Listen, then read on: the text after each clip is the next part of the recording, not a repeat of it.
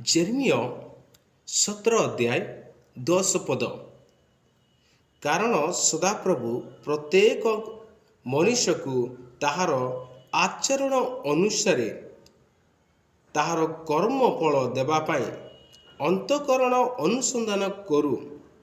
ଆମ୍ଭେ ମର୍ମର ପରୀକ୍ଷା କରୁ।